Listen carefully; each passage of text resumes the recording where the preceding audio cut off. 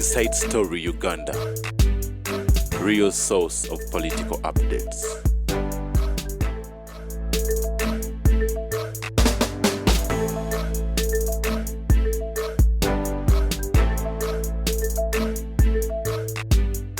Aliyeko said, Museveni yagamba Mukama, go back to Kampala kyekyamugobbya. Kalamajongo.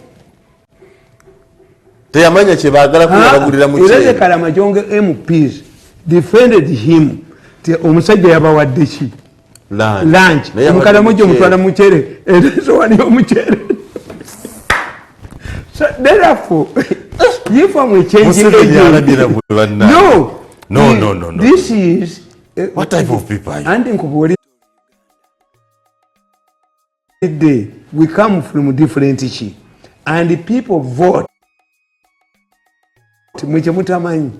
We would educate these people. Tibogende bula yedda wabiranga yo courses. Course ogenda kubera MP. How are you going to conduct your study? Tibula bayina point of kwada bayina point eni bitaliyo. Lukwago yagenda ne Segona bayimize parliament in session. Nekugamba parliament wali yajimiza mu session. Nkimanyi but this lukwagandi Segona bali tabakimanyi. The parliament is wa mu session. Once the parliament in progress tewali yajimiza. Teri Speaker bwabanga ekyali in progress ayita mulyango mulala. Sign die ayita mulyango mulala. Nebisoma mu mawulire we are all around. Kakati bino ebintu byemwogerako. Bino byemwogerako. When you go to Southern Sudan, my first time to go to Southern Sudan, nalaba kye nali simanyi tebagenda mu ttooyi. Omusajja omusanga ng'akutta amawulire na ali kukuba akamu. Na omusajja omugagga alina kamunye n'atwala abaana be mumaze okupama mu nsiko simaze. South Sudan. My first time to go to Southern Sudan, I used to see people nga bapama ku kkubo ejuba nga kwata mawulire bwati n'apama tebapama mu ttooyi. Kakati analyze. So kati mwabanga Museveni as handlers bw'aba agenda okutambula ne ba minister, you brief them, you talk to them. For what I'm a mass communicator. There are two people who change society: a mass communicator and a group scientist. Ntibine ebisaaniiko toleeta bulesi ntweyo kisajja gwe noleeta ntotuleta revolution. You are out of touch with the population. 5 or 10 billion. Mwazina komanyeko. Kisajja gozi inagwe. Abasajja balemedde okutwala abaana be. Fine thing you have failed to answer erihimu. Burundi olemedde okwansala. Lwaki chupa za bia tebazimansa mansa. Mumanya nti ebeera mu kureti era muzikuuma bulungi muzisigaza mu moto. That's what you are not answering. It's the same thing we are saying. Anywedde amata naye akuuma akaveera ke.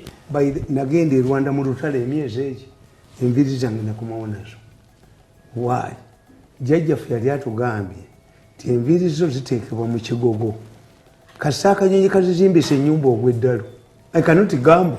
African gods are not provocable. Nakomawo n'enviiri zange. Nze buli lwansala enviiri ngenda nazo mu kaveera. Enviiri bazirogerako. Kakati obanga man with a master's degree nange nina ebyakalica byenkola ki? Byentya. A pregnant woman in Buganda tagenda mu ttooyi. Can you tell between labor pains no gena mutoyi? A pregnant woman bagenda. Eye mumbo gyolaba abakazi balya ne bagitumenya ne London is an hygienic tebafumba ko bumba. And in many cases emumbo eyo ezaaza omukazi bagijja embwa weebwagulidde. Tewali mbwa yali efudde ng'ezaala bajjawo omusaayi gw'embwa. Test it. African drugs are not testable. If I want to change society, why don't we start with Kampala? Why Kampala tujiteekawo? Bagamba neeruyinza kusula kasasiro mu takisi. Kiri ekirala omukazi wammwe atawanya ba boda. You are planning a series of a revolution. It's right. Naye okanye tekali kyetaliiwe sobola okuzimbibwa ebintu bitwasanga milioni 10 kwenda zigamba ennyo. akasero tugende ku kino ebyakaso tubimaze tugende ku bino. Even Jesus was circumcised. Kakati if a Christian is, why don't they circumcise? This day they circumcised. Bagamba ati Paulo mutuukirivu yagamba nti basirusiru mmwe abakomala emibiri ne muleka emyoyo. He was not opposed to circumcision because even Jesus was circumcised at 4 days.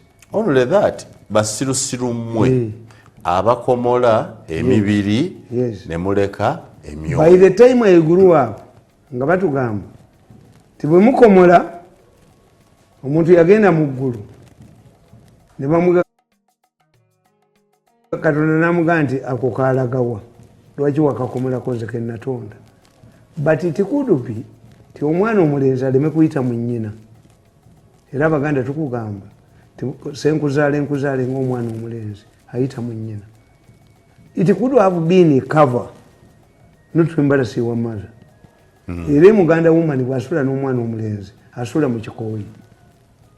Because they didn't know mazzi kyakazaala omwana at what age. Kakati circumcision is everywhere to prevent diseases. Waliwo omusajja yajjako akaliba ke era kyobalaba abasiraamu tebagala mbizi nambwe embizi yakalya atuuka mu ggulu bamugamba akomewo akanoonye. So you must know these distortions and beliefs. Today all of my children are circumcised, even those who are not Muslims. Why? Bakitegedde. So babatuuka mu ggulu Katonda n'ababuuza gye anti kyenkubulya no. Kakati my argument is kubanga I research ti omwana ono ajja ne cover ye. Why was Jesus circumcised? Maybe God knew nti omwana ono ayita atya mu maama we. Era do you know what we call it? If you were born nga oli circumcised, fe Abaganda tubayita bankala.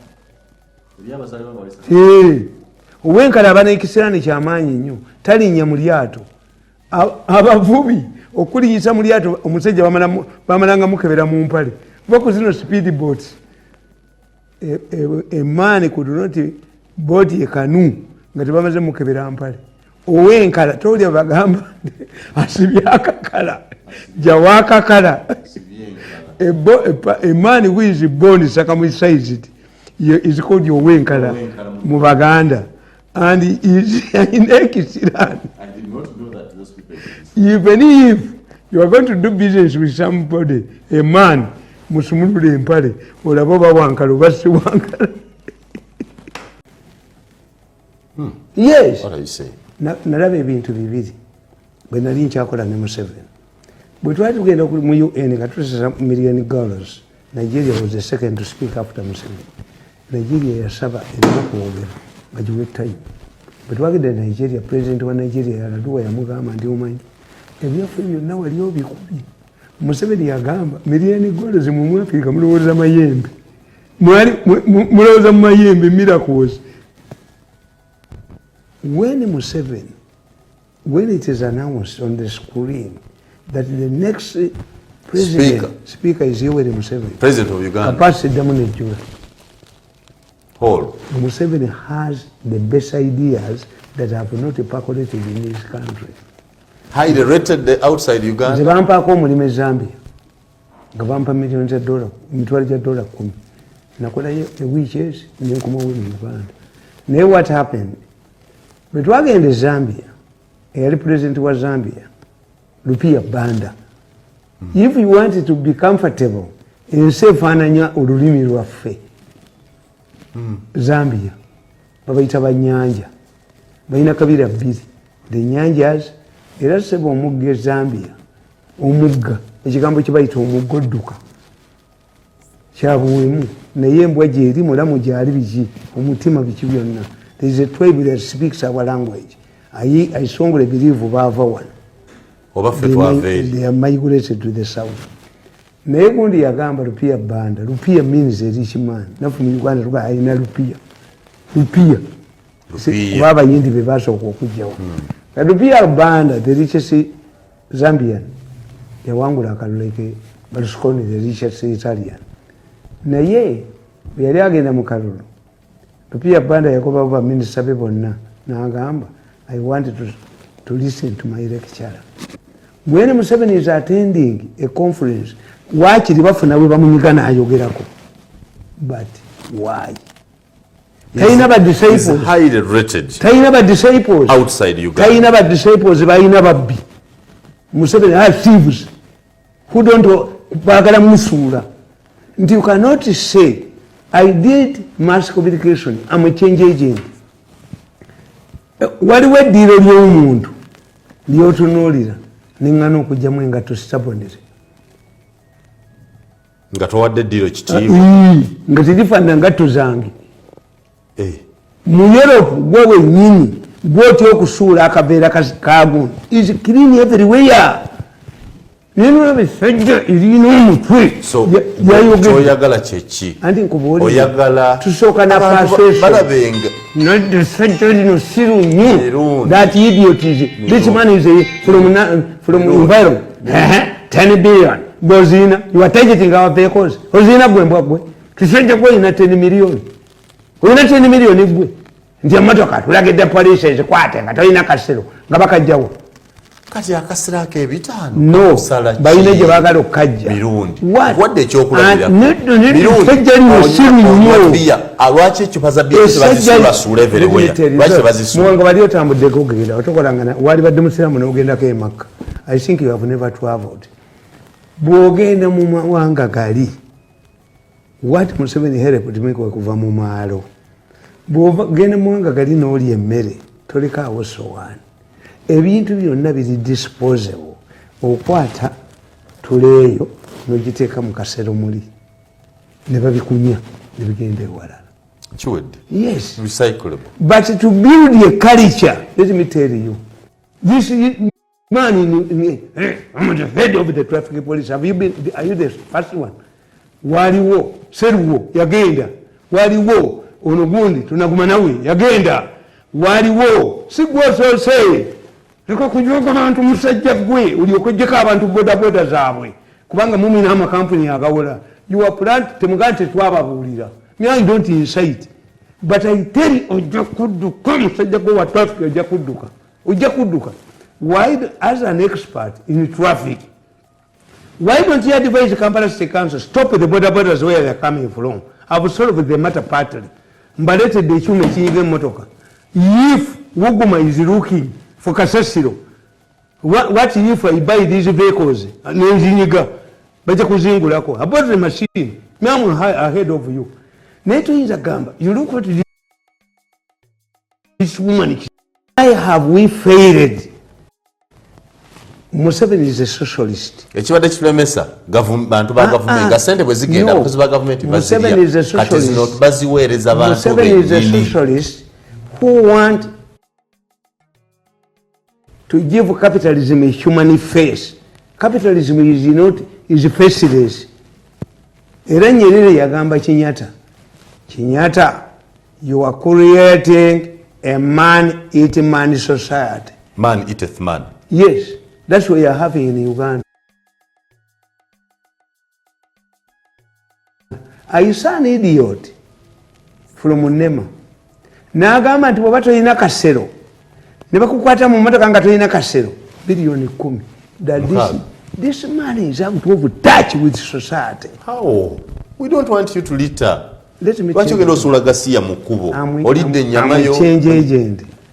Do you know nti baatuleeterako mu triangle mu traffic ne batuleetera emisipi mu traffic ne batuleetera speed governance mu traffic byawangalawo because the intention is not to change society.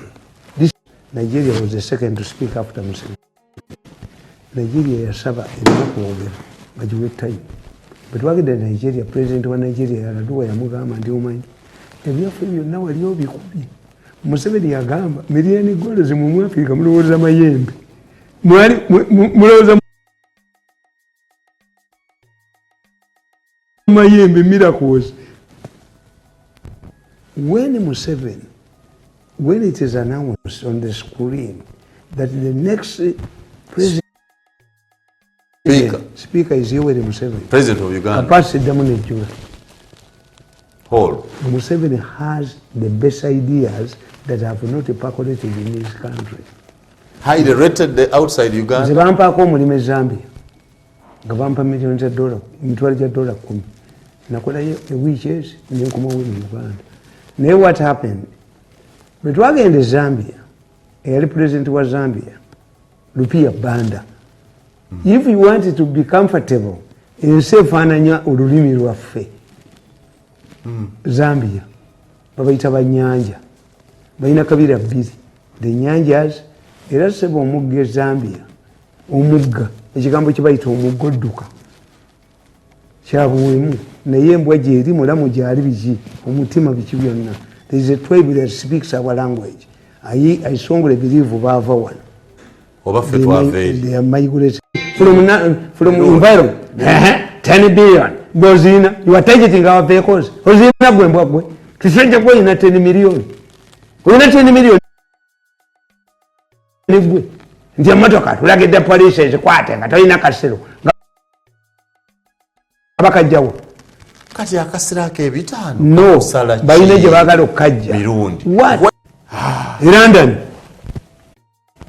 mu kifo kyogenda mu toyi omanyi mu modern toilets mubeeramu obuntu bubiri ak'abakazi abanene akabanaaza nakano yagenda mukali era ak'abakazi ennagishi neewunya kakati what they did, America paid 1,000 pounds. Abasajja baga nti enagisi ewunye flowa yonna mugikole ki mugikirini flowa yonna bagidduseeko enagisi ya minisita atamanyi toilet ka toilet nakano kabakazi. A minister serving in the Ugandan government. Amelia is not dead. Kati ne banoonya ani ayolamu nga abakozi baabwe tebasobola. They hired a soldier who had escorted the president, yalina akaveera ke n'ayolamu doled, but the government paid for this minister. A minister serving in this government yagenda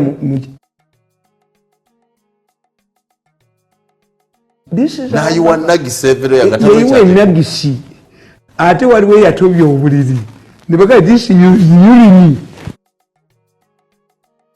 tutuyira mukwata kamiri ya paid esituka bazijjewo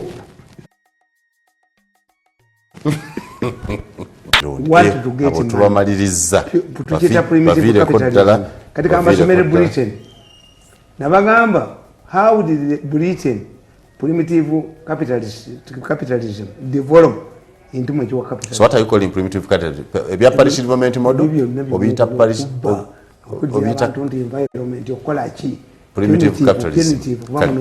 Soma primitive capitalism nkugamba oba nkusomera de Magana Charter gisome muyiba gambo nze mbuwandikira wa ndandikira Magana Charter.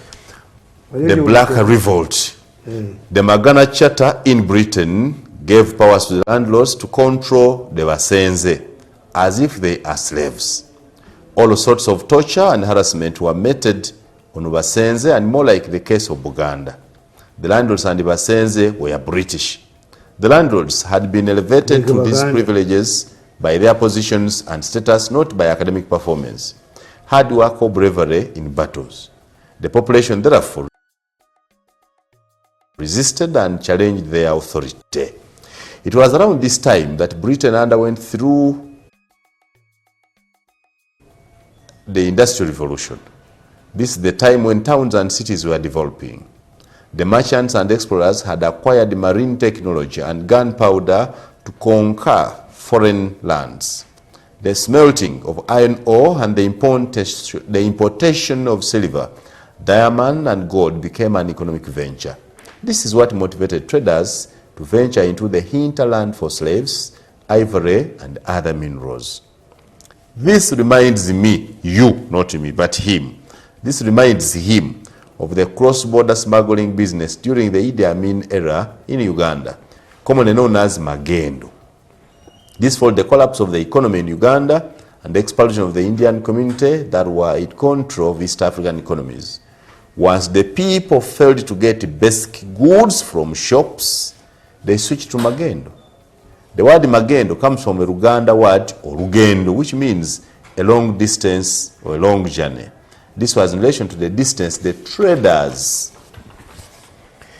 trekked ferrying goods across the borders of Uganda. Magendo business involved smuggling of coffee to neighboring countries in exchange for goods that were not easily accessible in Uganda. The smugglers operated on Lake Victoria and used engine-powered canoes. What must be clear, however, is that Idi Amin craved to maximize earnings from coffee and was not ready to allow this business, thereby declared it illegal and risky. Amin handed over the responsibility to block this business to his right-hand man, Bob Assos. He had orders to shift that intimidation and threats would stop the exodus of peasants to emerging cities. They even introduced tough measures, including the following. The act of peasants to relocate to towns was criminalized. Yes. If anyone decided to leave the village, they would do everything they mean to stop him from reaching his destination. The first-time offender would have his hand amputated to serve as a living example to those intending 1,200 AD in Britain. The second-time offender would have his second hand cut off. The third-time offender would be sentenced to death. How do you change society? Look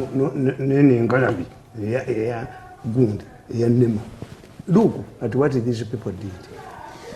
Like all unplanned and ill-thought policies, these tough measures sparked massive rebellions across England. Peasants staged what came to be known as the Black Revolt, in which many landlords were killed. Yes, were killed. Later, a peaceful agreement was reached by both parties as follows. Landlords agreed to sell the land to peasants who would afford to buy. 2, that those who wish to migrate to cities were free to go. 3, those that remained behind would observe Sunday service and observe it as a public holiday. And 4, landlords further agreed that if a peasant dies, his family and friends would be given a day off to mourn the deceased. The conditions as highlighted in the agreement above opened the doors to peasants to leave villages in large numbers and to go to urban centers.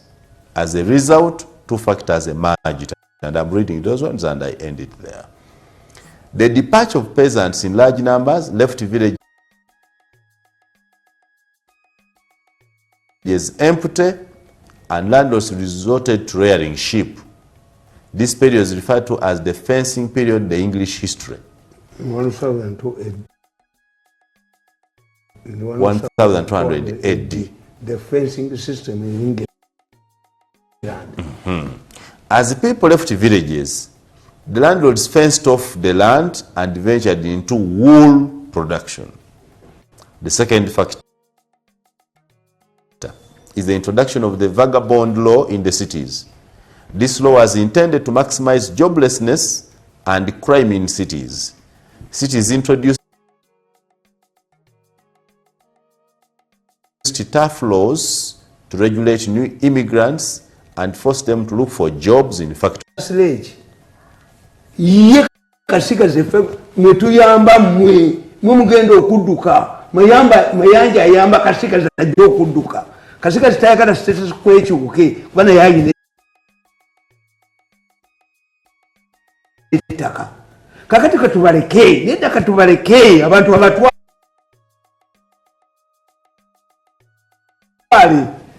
like this report where was the other. When I tell you don't harass borders, me I've insulated myself. They will not attack me. I've already insulated myself. The borders, if there is a revolution in Kenya, you don't know what you want to kusomera mukana kata umwechiri nti once the members of the first family must understand that the first victims of a hostile regime. What has happened in Kenya? Why do you call them victims? Ruto, they could be the first beneficiaries of another regime. A former deputy to Uhuru Kenyatta. What has he done with the Kenyatta family? He wants to be his own man. He doesn't want to be reminded about that he's a former deputy minister, vice president. When Mwanga topped Obote, he did not talk about Obote. The man, Yeltsin, Boris Yeltsin, when he swatted the coup in Russia, the chairman of the Communist Party in Moscow, Boris Yeltsin, Yamaya Communist Party, even Putin does not belong to the Communist Party. They call it the Russian something. You forget, don't remember where you came from. The speaker and the deputy speaker, don't remind them about their past. The new people. A leader does not want to know his past. Where have you wonder about? Yes. Kakati, oh no. Ruto is targeting, abaganda bakuita obuzabuza nfayo. He doesn't want to be reminded. In Italy has the largest communist party in Western Europe.